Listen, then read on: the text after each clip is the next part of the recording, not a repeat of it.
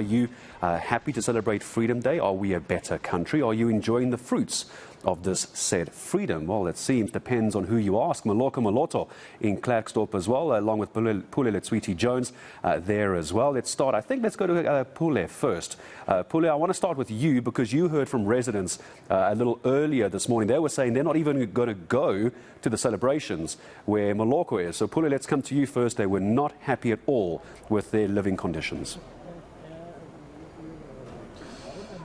Definitely, they're not happy at all, especially regarding one of these housing projects which have stalled, costing just about 2 billion rand. We understand that the provincial government was supposed to actually pump in some funds into this project by transferring to the municipality, of course, the Matlosana local municipality. Therefore, this project would then continue and residents would then be subsequently moved into these houses. I'm just going to ask my colleague Asanda to pan on my left-hand side so you can have a look at what I'm talking about. There are houses here which haven't been complete for quite some time.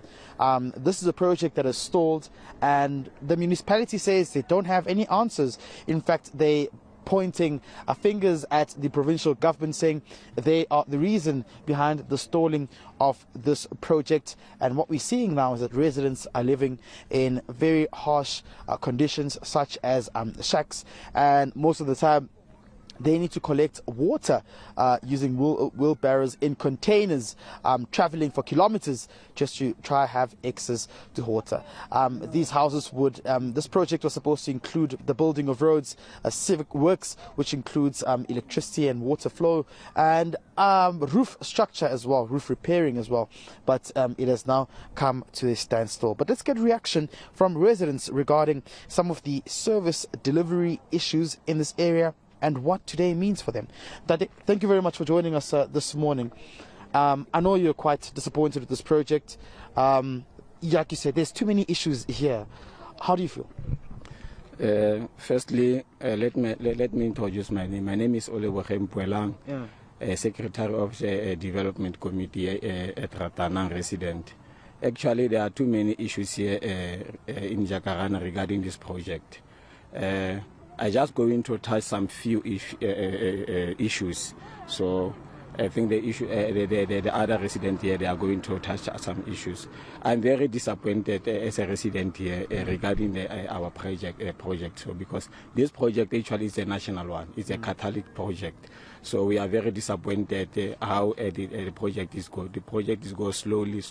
And now, if you go to the municipality to seek some answers, they said to us that they don't have the answers for us, but they are our leaderships, they are our officials. So yeah, you're right, because they're supposed to play a bit of oversight role here as well.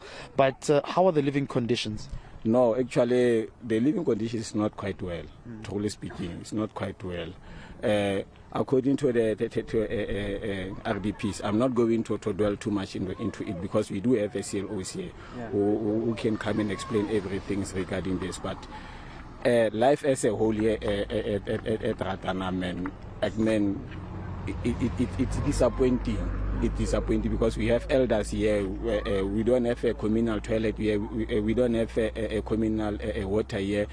There are too many issues that we are facing actually here, man. So all we are asking from our government, we don't want their function to come and dwell in our project. I know they do have their functions, but this is their governance.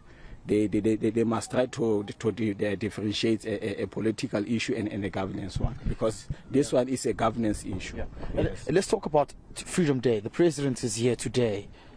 What would you have expected to hear from the president, and are you welcoming him in your area? Actually, man, I don't know what to say, but hence he's here. So I will ask for. Yeah, I will ask President Ramaphosa just to come and visit our area here, to come and see how their officials, or how the people that he put it here for us, they appointed us. Okay, just lastly, Papa, just in brief, in short, your sentiments around poor service delivery in this area. Yeah, you know, there is a lot that is happening here. But the blame, I'm going to put it at the office or the provincial office and the municipality, because the municipality should be the one that oversees or this project is moving very well. It's continuing. But they are doing nothing. They'll just lie. They don't come to us and report and see whether is the project continue or what is happening. If the province can release the money of the contractor so that the project can start again. Houses have been standing here since January, others from last year. The contractor has been using his own money from his own pocket. How can he continue to fund the money without having money? You said you're attending the celebrations today. You say you want to talk to the president? Yes, the only thing that I can tell the president is that why is he not visiting the projects in each and every area where there is a project that is running? If he can come here in Jacaranda, because this project is a big project, it worth more than 2 billion rand. It's the taxpayers' money. He must come and check, is that project in good condition or what? Okay, thank you very much. Those are the residents speaking to us. Just in a nutshell, saying the issue of uncompleted projects, which speak to RDP houses and, of course, other infrastructural developments in this area, is a concern because there seems to be some bit of stalling from the national, provincial and of course the municipalities, and they want these pertinent issues to be addressed. Some are going to the Manzil Park Stadium where the president will be addressing. Others have opted not to go, saying Freedom Day does not mean anything to them and it's just a normal day in this area for them. And having to live through their concerns as well, even on a Freedom Day. Pule, Letshiwiti-Jones, thank you very much. Let's go across to Moloko. Moloto, thanks, Moloko. The reason I went to Pule first, I'm not sure if you were able to hear Pule, Moloko, is because I know you're going to have someone from government joining you, and you could probably convey what those citizens are saying as well. Hello, Gareth. Well, the stage is set and the red carpet rolled for the pomp and ceremony ahead of the president's arrival. Of course, he will be leading this National Freedom Day celebrations here at the Manzil Park Stadium in the mining town of Klerksdorp. 29 years since the dawn of democracy. But let's speak to Notawe Mafu. She is the Deputy Minister for the Department of Sport, Arts and Culture, the host here of this important day on the calendar of South Africa. Ma'am, thank you so much for your time. 29 years later, somebody's going to ask, what is the significance of this continuation in terms of the celebration of Freedom Day? Morning, Moloko, and morning to the viewers at home. Yes, today is 29 years since democracy, as we voted on the 27th of April 1994. The theme today is that we are consolidating and safeguarding our democratic gains. We have to celebrate this day. It is a day that all of us, some of us, never thought that it would come. But there are young ones that were never there in 1994. So celebrating this day is also a way of reminding those that were there, that this freedom was never easy. We never got it easy. But even those that were born after it, to actually know and understand that this freedom came only in 1994. This particular transition brought with it the Bill of Rights, which the government and everybody else ought to respect. However, if you look at the issue of service delivery across the board, a lot of people are saying things were even better during apartheid, hankering for the services that they would get at the time, although, in fairness, a lot of things were really not meant for black people. It was just a matter of convenience, perhaps, for those who would access issues such as electricity and water. For people during a democratic dispensation to even think of the services they were receiving during apartheid, how would you respond to that? Look, Moloto, it's important to remember that people in general, and South Africans in particular, are always impatient people. When you want something, like me, myself, you would always expect that it has to be given to you. Yes, there are serious challenges with service delivery. And a normal South African wouldn't be understanding why they are not able to get water, they are not able to get a house, they are not able to get roads if they want to. So for them, the easiest escape would be then it was better during apartheid. Some of the people that are even saying that were not even there to experience the apartheid.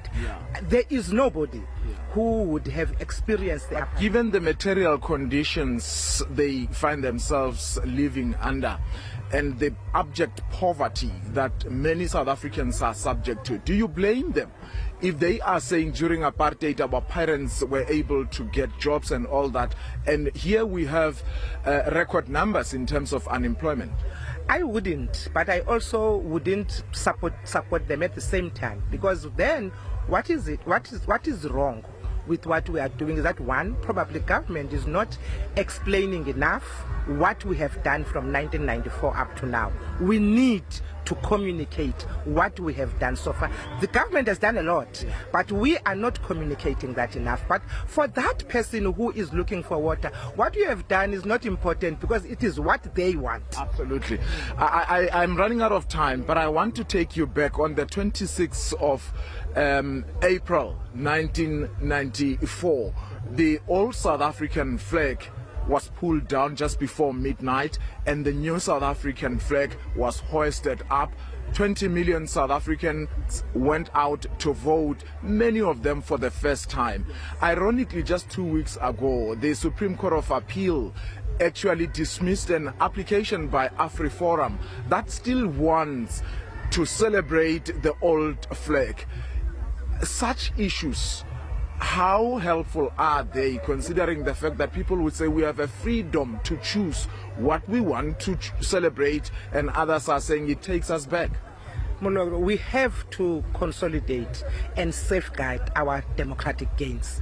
That flag never represented South Africans. It represented a group of South Africans. So there is absolutely no way that we can go back and support that. The flag that we have today is a flag for all South Africans. They belong, they understand, they identify with it. So for us to even think of going back to those kind of things is actually taking back the gains that we have done for freedom. I've really run out of time, but I want to ask these quick questions to say, your minister has said that this day must be celebrated by all the members of the South African population. Why do you think not everybody across the color line isn't seen during days such as this one? Because one of the things is that national days are about social cohesion and nation building. We have to make sure that all South Africans identify. That's one of the reasons why we came to Manzil Park, by the way, which is an Indian community. We're hoping that we will be able to bring some of them out of it, because the importance is that this freedom is for all South Africans, black and white. Notawe Mafu, she is the Deputy Minister of the Department of Sport, Arts and Culture, the host here for this important day in Klerksdorp. Gareth? Moloko Moloto, thank you very much indeed, with a massive South African flag just over his left shoulder. 29 years ago today, the queues were snaking. Are we celebrating? We'll keep on with those conversations throughout the day. Both Moloko Moloto and Pule Letshiwiti-Jones out in Klerksdorp for us this morning.